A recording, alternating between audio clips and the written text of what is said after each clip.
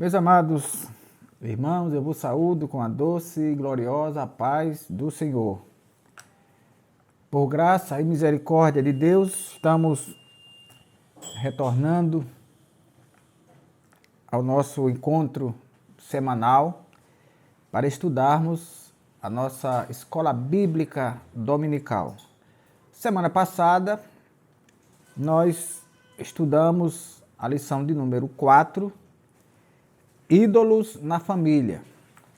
Ali nós vimos a atitude reprovável de Raquel, a esposa de Jacó, que enganou o próprio marido e o pai para carregar imagens que eles chamavam de deuses domésticos. Vimos também a atitude de Mica, que era um ladrão feiticeiro, que roubou a própria mãe. Depois, como soube das maldições que a mãe estava deitando sobre o ladrão, ele devolve as 1.100 moedas de prata. E o detalhe é que, no caso do Mica, nem a mãe confiava nele. Visto que a mãe, quando soube que o dinheiro estava com ele, que ele devolveria, ela disse que aquele dinheiro estava todo já consagrado para imagens, para os deuses. Só que quando ela recebeu o dinheiro de volta, as moedas, ela não deu. Ela não cumpriu a palavra. Parece-me que ela só falou aquilo porque não confiava no filho, para que o filho devolvesse o dinheiro. Quando o filho devolve as 1.100 moedas de prata, ela apenas dá a ele, aliás, nem dá a ele, dá ao ourives para fazer uma estátua de apenas 200 moedas de prata. Hoje, nós estudaremos motim na família. O motim nada mais é do que uma reprovação que alguém faz, que alguém apresenta por uma autoridade, um grupo social. E essa murmuração, esse motim, ela tem o seu início na murmuração, nas reclamações, nas queixas. E elas vão evoluindo até o motim, o que nós veremos nessa lição de hoje. A lição de número 5, para este dia 30 de abril de 2023. O texto áureo diz: fazei todas as coisas sem murmuração nem contendas. Filipenses capítulo 2, versículo 14. Verdade prática. Das murmurações derivam as contendas, por isso devemos evitá-las em nossa família. Queridos irmãos, nós podemos introduzir a nossa lição de hoje falando das queixas do povo hebreu ao Deus que os tirou da escravidão do Egito, ou que o tirou da escravidão do Egito. A Bíblia diz que quando eles se queixam, Deus reprova aquela queixa e responde com fogo. E aquele fogo atingiu, pelo que está escrito, as partes que estavam lá atrás no acampamento, como se sugerindo que aqueles que estavam na parte traseira do acampamento eram os que estavam se queixando mais. Então Deus ardeu um fogo ali, morreu muita gente, depois exclamaram a Moisés, Moisés orou a Deus e o fogo se apagou. Mas aquilo não parou por aí.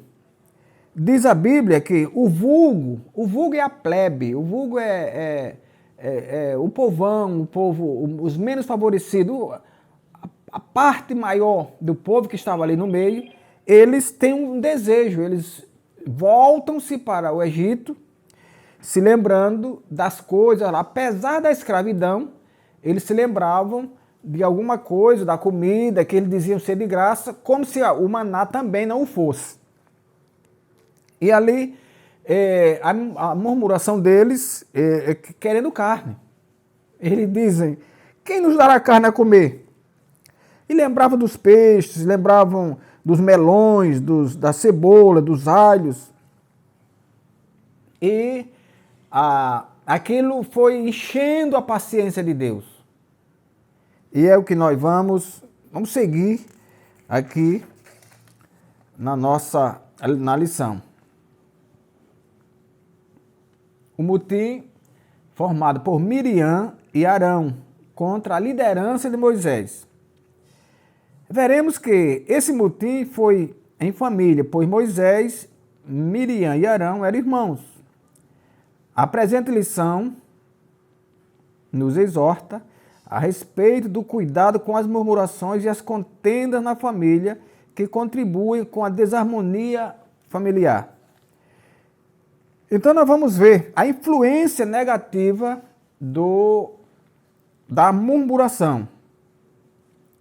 Como eu disse, a murmuração começa, aliás, o motim começa numa queixa, numa reclamação, numa murmuração, e ela vai evoluindo até o motim, que é a desobediência ou a reação negativa contra regras e ordens estabelecidas. Isso é o motim.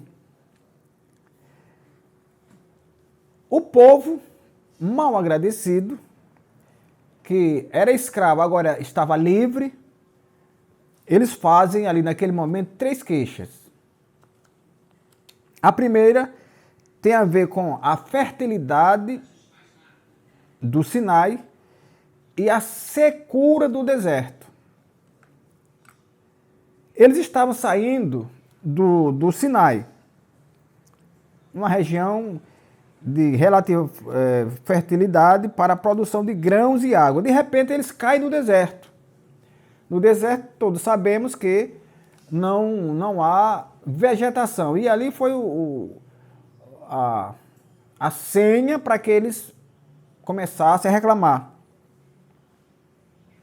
E ali eles não reclamavam apenas, ou aliás, eles queriam reclamar de Moisés, mas não estavam reclamando de Moisés, estavam reclamando do Deus de Moisés, que os havia tirado do Egito, como o próprio faraó reconheceu, que ali foi o dedo de Deus que os tirou do Egito, da escravidão, e agora no deserto, andando para uma terra que Deus havia prometido, que eles entrariam, e que nessa terra, era uma terra que manava leite e mel, mesmo assim, eles reclamaram.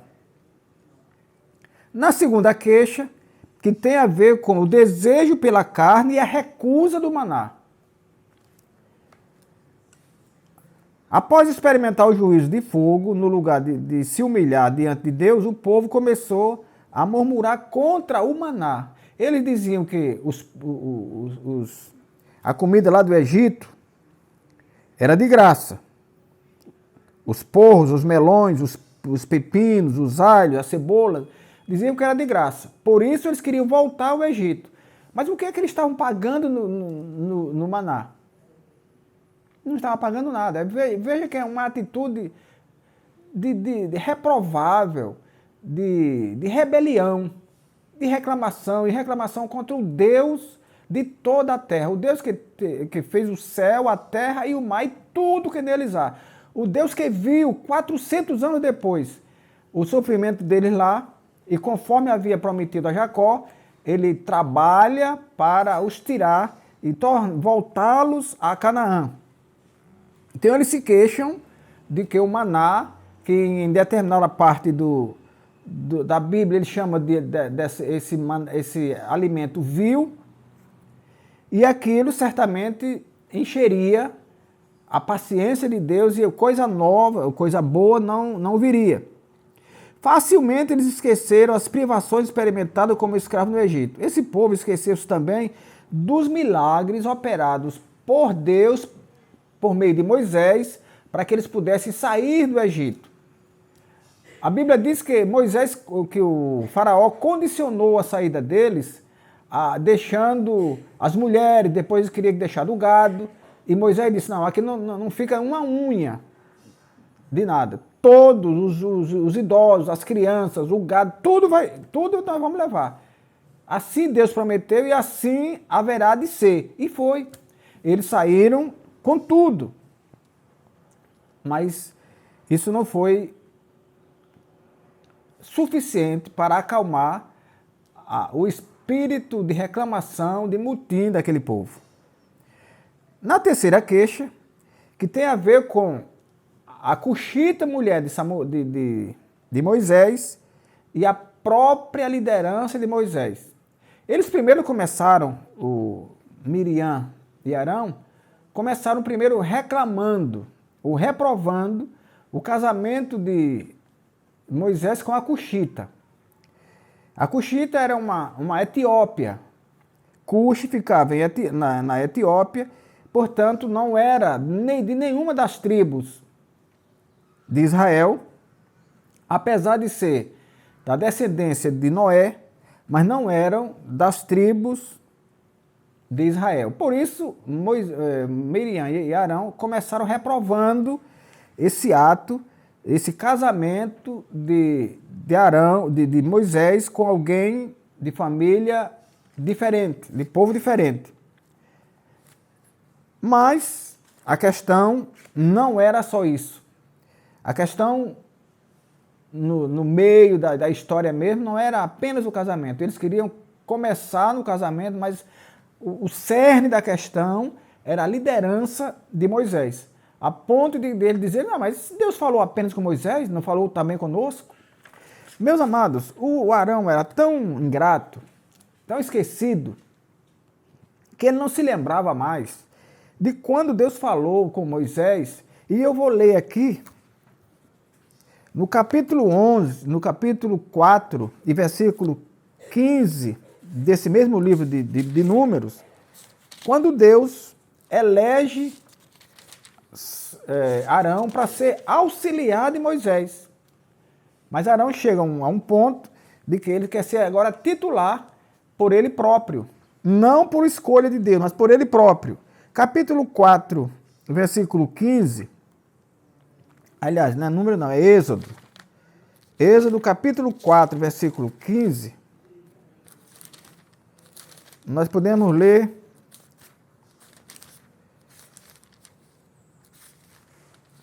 o seguinte, Êxodo 4, 15. E tu lhe falarás e porás as palavras na sua boca, e eu serei com a tua boca. Deus falando com Moisés, dizendo que Moisés falaria, e aquelas palavras que Moisés falasse, Arão reproduziria para Faraó. E eu serei com a tua boca e com a sua boca. Ele disse, eu serei com a tua boca para colocar a palavra na tua boca, na boca de Moisés, e serei com a sua boca, a boca de Arão, para que aquelas palavras que passassem por Moisés fossem a Arão e chegassem a Faraó, visto que Moisés dizia que era gago e que não poderia, por isso, falar a Faraó. No versículo 16, Deus diz, e ele falará por ti ao povo. Ele quem? Arão. Ele falará por ti ao povo, e acontecerá que ele te será por boca. Ele te será por boca. Arão seria a boca de Moisés para falar para os egípcios. E tu lhe serás por Deus. Olha aí. Arão seria por boca de Moisés para levar a palavra que Deus quisesse a Faraó. E Moisés seria por Deus a Arão. Quer dizer, Moisés naquele ato seria o representante de Deus. Mas Arão já estava esquecido disso. Infelizmente, nós somos muito fáceis de esquecermos, e esquecermos até coisas boas, benefícios. Somos ingratos. E as coisas que levam a esse esquecimento de Miriam e Arão começam na inveja. Começa na inveja. Eles achavam que Miriam, Arão e Moisés eram a mesma coisa. Lá atrás, no versículo lido, Deus disse que Arão seria a boca de Moisés e Moisés seria o Deus de Arão. Mas Arão acha que os três seriam a mesma coisa. Visto que Moisés era o mais novo dos três, eles então queriam trazer para eles a igualdade. Se bem que Deus não queria assim, Deus não tinha preparado assim. Não foi assim que Deus preparou as coisas. Eles queriam então compartilhar aquela liderança.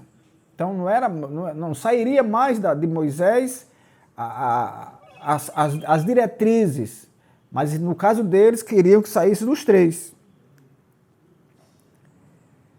O motim familiar promove dissabores e ofensas. Glória a Deus. Embora Miriam exercesse um papel importante entre o povo como profetisa e conselheira, ela não poderia voltar-se contra Moisés. Embora Arão fosse um sumo sacerdote, ele não poderia ter ciúme de Moisés, porque cada um estava no seu lugar. Uma era profetisa, o outro era sumo sacerdote, mas nenhum deles estava no lugar de Moisés. Deus escolheu Moisés para tirar o povo do Egito. Moisés até não entendeu direito e queria entrar em Canaã. E Deus disse, não, eu lhe escolhi para tirar o povo. Entrar em Canaã é outra história. E ele não pôde entrar. Cada um no seu lugar. Mas eles foram rebeldes, se amotinaram contra Moisés e pagaram preço caro. Pagaram preço caro. Porque, meus amados, Moisés, escolhido por Deus, é certo que a liderança, e Moisés vai dizer isso lá na frente, eram 600 mil homens, sem tratar de mulheres e crianças, que dariam naturalmente muito trabalho. E ainda mais entre as pessoas que estavam ali, 2 que eram seus auxiliares, que estavam mais próximos dele, também estavam lhe tirando a paciência. No item 3, Moisés, um homem manso e humilde. Manso e humilde. A Bíblia diz, no Sermão do Monte, Jesus dizendo, bem-aventurados os mansos, porque eles herdarão a terra. Provavelmente, aquela insurreição de Arão e Miriam tivesse a ver com a mansidão de Moisés. Mas a mansidão de Moisés não era sinônimo de frouxura, não era sinônimo de covardia, não era sinônimo de leniência, não. A mansidão de Moisés era uma virtude que Deus havia dado a ele. Porque ele lutaria com tanta gente, ele deveria ser manso para não extrapolar nas suas decisões e desagradar mais o povo, que conforme Deus diz, era um povo de coração obstinado, um povo desobediente, um povo ingrato, um povo esquecido. Por isso Deus dotou Samuel Moisés, de tanta graça, de tanta paciência, de tanta mansidão. Moisés, segundo a Bíblia, era o homem mais manso que havia na terra na sua época. Louvado seja o Senhor. Então, no Sermão do Monte diz, bem-aventurados os pacificadores, porque eles serão chamados filhos de Deus. Bem-aventurados os mansos e bem-aventurados os pacificadores. E aqui eu quero dar uma diferença entre pacificador e pacífico. Moisés, apesar de ser manso, ele não era pacífico. Ele era pacificador.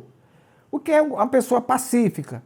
A pessoa pacífica é aquela que tudo está bem para ela. Para evitar uma briga, tudo bem, deixa para lá, eu não vou entrar nessa briga, eu não vou entrar nessa contenda, eu não quero ter problemas.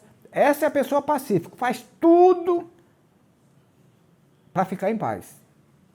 Até se esconde para continuar em paz. O pacificador é diferente.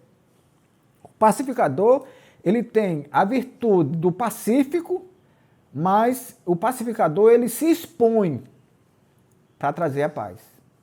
Ele briga para trazer a paz. Ele não fica parado só para que a paz reine quando ele está parado. Não. O pacificador, ele corre riscos, ele lidera, ele aprova, ele reprova para que a paz venha. Então, Moisés era esse homem talhado dessa virtude de pacificador. E a Bíblia diz que esses são bem-aventurados.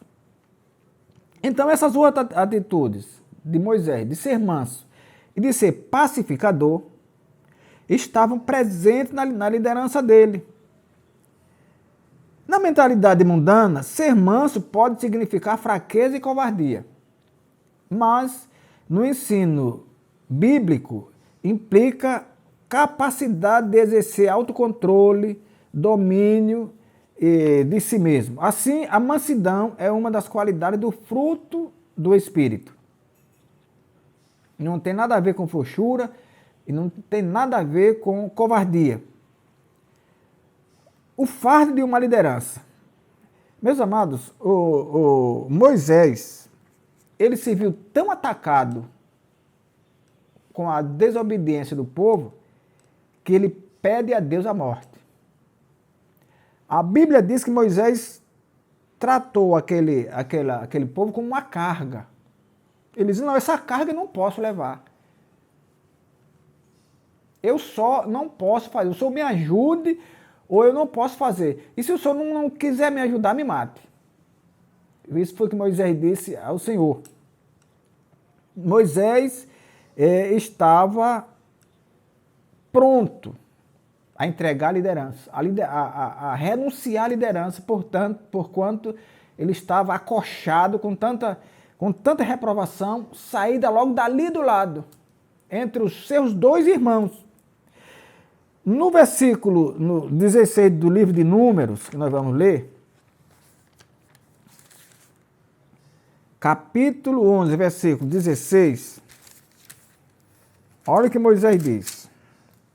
E disse o Senhor a Moisés, ajunta-me, não, vamos antes, no versículo 14, eu sozinho não posso levar todo este povo, porque muito, muito pesado é para mim.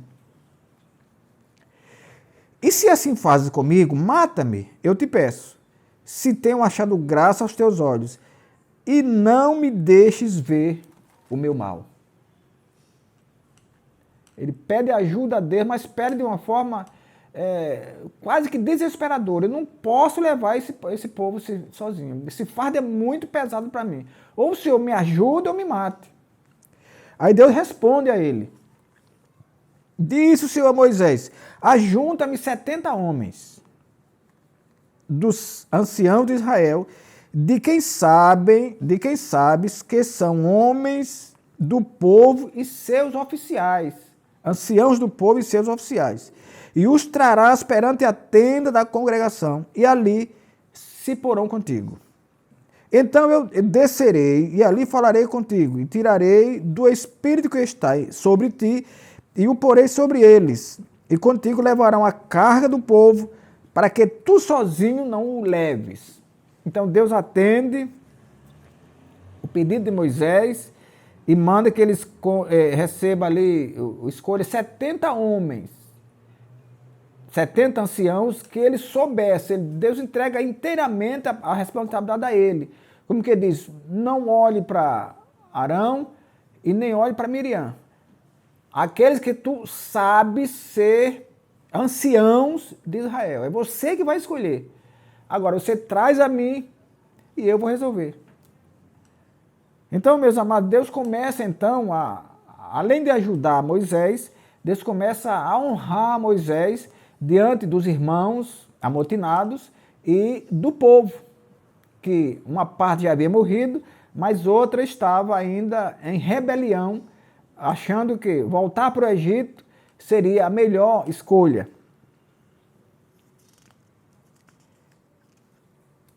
Deus então agora, para punir Miriam e Arão, Deus chama os três. Deus chama os três. Olha o que Deus diz. A rebelião provocada pela inveja de Miriam e de Arão contra a liderança de Moisés acendeu a ira de Deus. Por isso, eles foram convocados juntamente com Moisés para fora da tenda. Deus chamou os três para fora da tenda para falar com os dois. Talvez quando Miriam e Arão viram Deus chamar os três, ou ouviram Deus chamar os três, pode ter dito, agora Deus vai resolver o problema. Agora Deus vai igualar a liderança. Mas não. Deus escolheu os três, chamou os três para falar com os dois. Números capítulo 12, versículo 4. E logo o Senhor disse a Moisés e a Arão e a Miriam, vós três saí à tenda da congregação. E saíram os três. Então o Senhor desceu na coluna de nuvem e se pôs à porta da tenda. Depois chamou Arão e Miriam e eles saíram ambos. A história de Deus era como Arão e Miriam. Os amotinados, os murmuradores, eram eles dois. E disse, ouvi agora as minhas palavras. Olha a repreensão que Deus dá para Miriam e Arão. Ouvi agora as minhas palavras.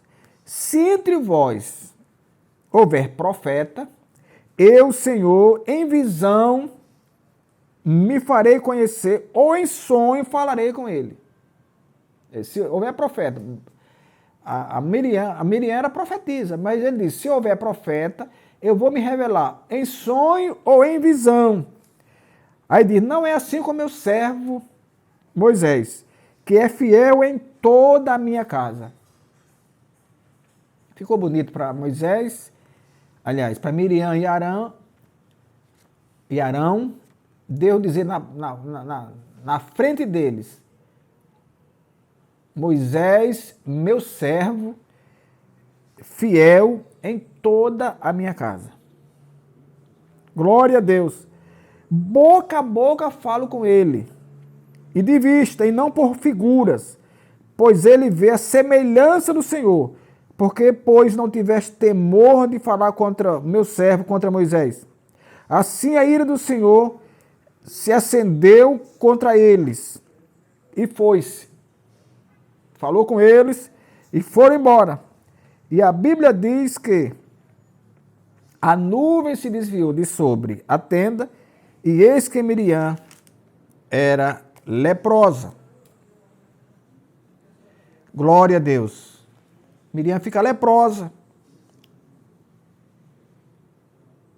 por conta da sua insana rebelião, do seu motim, como profetiza, como alguém que deveria dar exemplo, como alguém que deveria ajudar, porque eles sabiam o quanto foi difícil. Miriam, a Bíblia diz que quando eles atravessaram o Mar Vermelho, ela cantou. Claro que eles aqui não tinham atravessado ainda, mas ela cantou. Porque também Deus é tão bom, Deus é tão maravilhoso, que nós vamos continuar lendo aqui, pelo que Arão disse a Moisés, Senhor meu, ora, não ponha sobre nós este pecado que fizemos loucamente, e com que havemos pecado. Ora, não seja ela como um morto, que saindo do ventre de sua mãe, tem a metade de sua carne já consumida. Chamou, pois, o Senhor, Moisés ao Senhor, e Deus mandou que ele isolasse ela por 7 dias e depois tirasse e ela estaria curada. Naturalmente, depois dessa pesada repreensão, dessa disciplina, Miriam e Arão aprenderam. Depois nós vamos ver que eles aprendem, Miriam canta, quando vê o povo de Deus, quando vê o cuidado de Deus sobre eles, quando vê que o povo atravessou o mar em seco, ela lá na frente canta ao Senhor. E Moisés segue a sua liderança, segue o seu trabalho, pensando ainda que seria ele quem colocaria o povo em Canaã, mas Deus já havia preparado Josué para entrar com o povo em Canaã.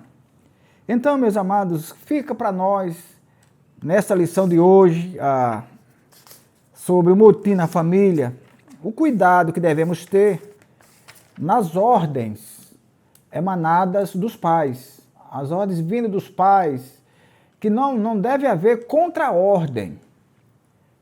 Não deve haver contra-ordem entre o pai e a mãe. Isso vai gerar revolta. O pai faz uma coisa e a mãe desfaz. A mãe faz e o pai desfaz. O pai coloca o filho ali para dar um disciplinamento, a mãe vai e tira.